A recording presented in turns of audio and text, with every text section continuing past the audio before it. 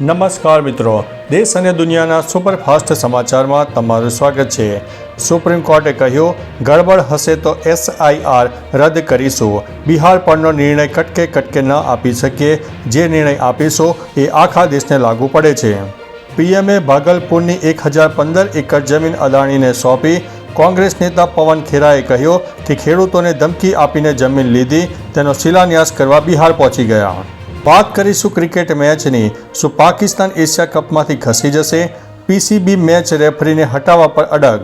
Captain સૂર્યાએ Pakistan captain સાથે હાથ મિલાવ્યો ન હતો। RJD કોંગ્રેસથી બિહારના સન્માન અને ઓળખને ખતરો, પીએમએ કહ્યું। બીડી સાથે રાજ્યની સરખામણી કરી। SIR ઉપર કહ્યું, ઘૂસણખોરોને બહાર જવું જ પડશે। રાહુલ ગાંધી પંજાબના પૂરગ્રસ્ત વિસ્તારોની મુલાકાતે। અમૃતસરમાં પાણીમાં ડૂબેલા પાક અને તૂટેલા ઘરો જોયા। ગુરદાસપુરમાં ખેડૂતોને મળ્યા, ટ્રેક્ટર પર પણ સવારી કરી હતી। વરસાદની એક નવી સિસ્ટમ સક્રિય થતાં નવરાત્રિ બગડી શકે છે। 21 સપ્ટેમ્બર સુધી રાજ્યમાં મેઘમહેરની આગાહી। 18 અને 19 ગાજવીજ સાથે ભારે વરસાદની ચેતવણી।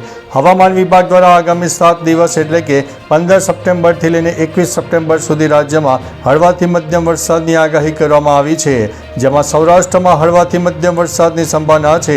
રાજ્યમાં આગામી 5 દિવસ એટલે કે 15 સપ્ટેમ્બરથી 19 સપ્ટેમ્બર સુધી ગાજવીજ સાથે વરસાદની ચેતવણી આપવામાં આવી છે।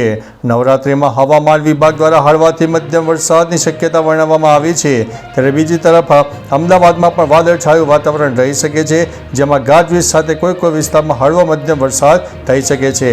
મહત્વનું છે કે તારીખ 18 અને 19 સપ્ટેમ્બરે પણ ગાજવીજ સાથે વરસાદની ચેતવણી આપવામાં આવી છે। પવનની ગતિ 30થી 40 કિલોમીટર પ્રતિ કલાકની ઝડપે રહી શકે છે। હાલમાં ઉત્તર ગુજરાતના દરિયાકાંઠા વિસ્તારમાં પવનની દિશા પશ્ચિમ દિશાની છે અને પવનની ગતિ 15થી 20 કિલોમીટર પ્રતિ કલાકની છે।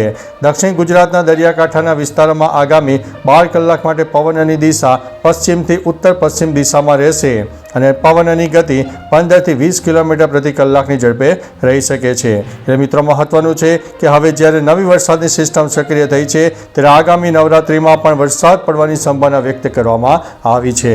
તો ચાલો મિત્રો, ફરીથી દેશ અને દુનિયાના સુપરફાસ્ટ સમાચાર લઈને મળતા રહીશું। ત્યાં સુધી અમને રજા આપશો। નમસ્તે।